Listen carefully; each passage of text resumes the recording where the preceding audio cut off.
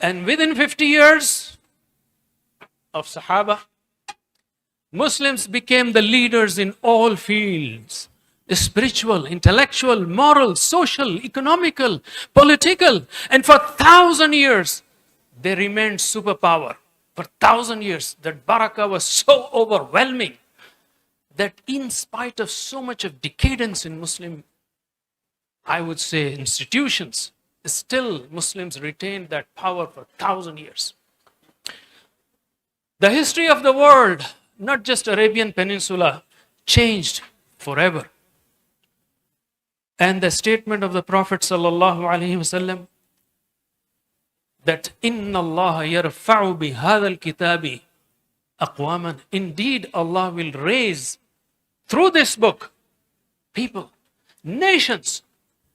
That is, those who followed it, practiced it, spread it, Allah will raise them. And this promise of Allah through the Prophet was fulfilled for them. They became the leaders. And then the decadence started. Muslims started getting away from the Quran. Leave the history. Let's just focus on us, the Indian Muslims. Just make a survey on the day of Jum'ah. You will find that 90% of them don't understand even a single line of the Quran. Allah said, وَاعْتَصِمُوا بِحَبْلِ اللَّهِ جَمِيعًا. Hold fast to the rope of Allah together. And what did we do? We left the rope of Allah together.